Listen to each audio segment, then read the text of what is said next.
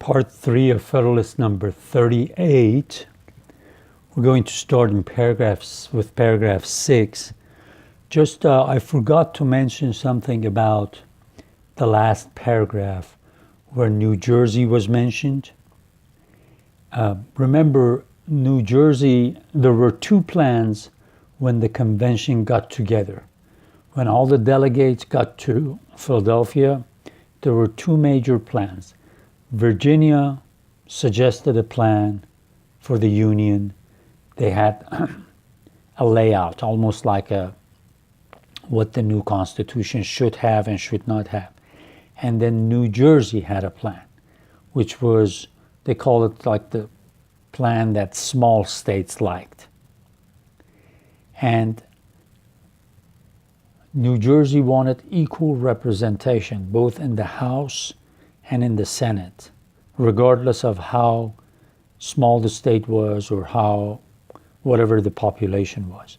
Whereas Virginia wanted proportional representation in both the House of Representatives and in the Senate. So finally they had to make a compromise on July 16th, which is called the Connecticut Compromise, because Connecticut, Roger Sherman of Connecticut, was the one that kind of came up with this plan where members of the House of Representatives, the numbers of members of the House of Representatives depends on the population, is proportional to the population, but where in the Senate, every state gets only 2 senators. So when he mentioned the New Jersey, state of New Jersey in this last paragraph, he was talking about, look, even this is something that I hated. I did not believe in the same number of senators for every state. But we had to come up with a compromise because assemblies of men, to make the system work, they have to do so. So keep that in mind. Okay.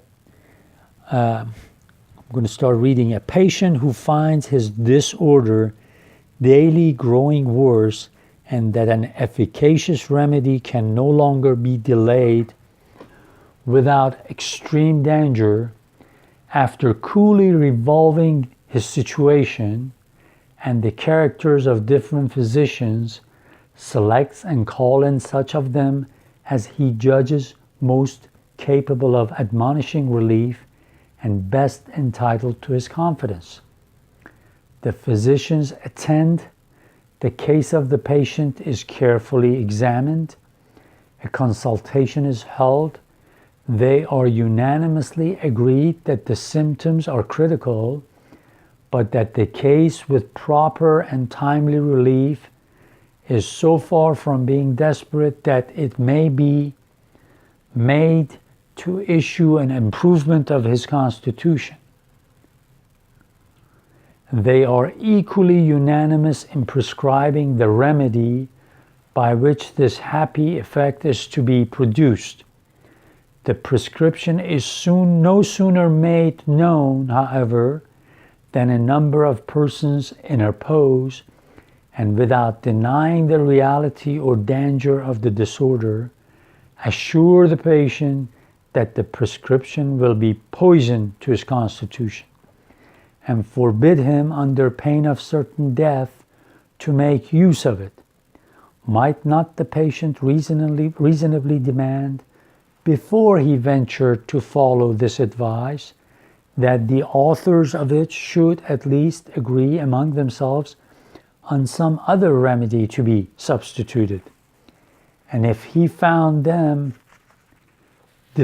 differing as much from one another as from his first counselors, would he not act prudently in trying the experiment unanimously recommended by the latter, rather than by hearkening to those who could neither deny the necessity of a speedy remedy nor agree in proposing one?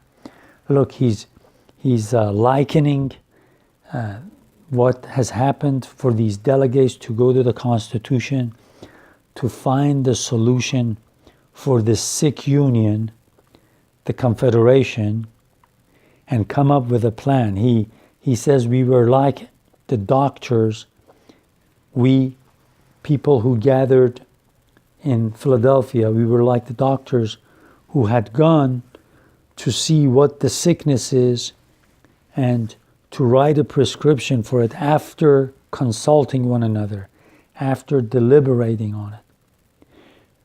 And we've come up with a formula, and then all of a sudden, our opponents, anti-federalists, are like the person that all of a sudden goes to the sick person and says, no, you can't be taking that medicine. You got to try something that we have for you. And they cannot show any proof that their remedy works. Actually, their remedies are different. None of them agree with one another. So he says, is it not crazy to listen to this second group who don't know anything or have not really deliberated and thought seriously about the issue?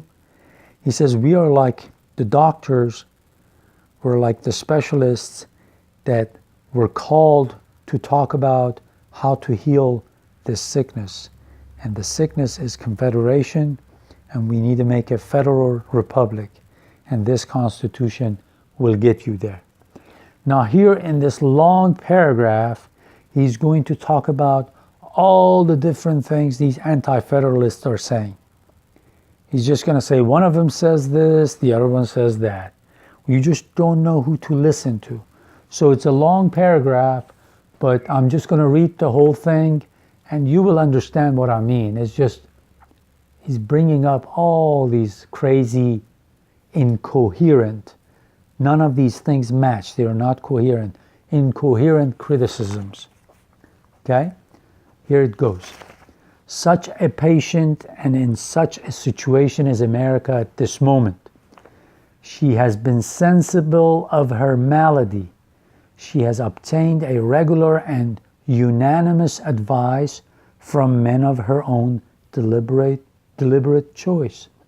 And she's warned by others against following this advice under pain of the most fatal consequences. Do the monitors deny the reality of her danger? No. Do they deny the necessity of some speedy and powerful remedy? No. Are they agreed?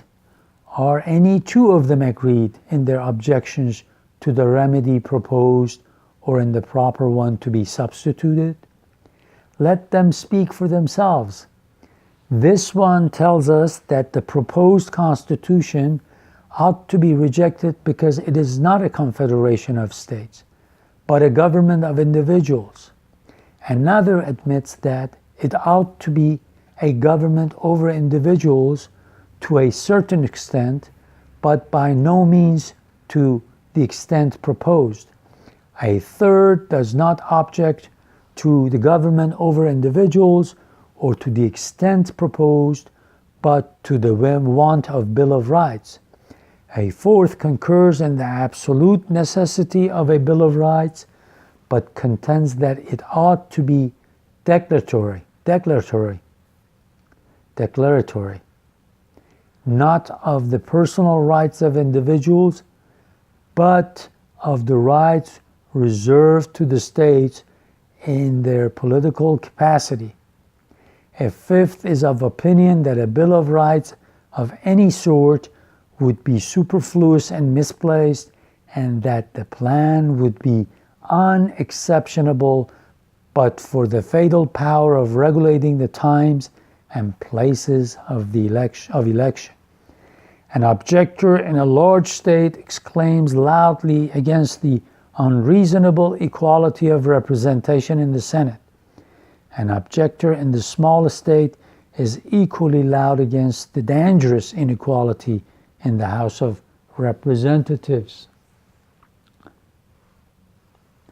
From this quarter, we are alarmed with the amazing expense from the number of persons who are to administer the new government.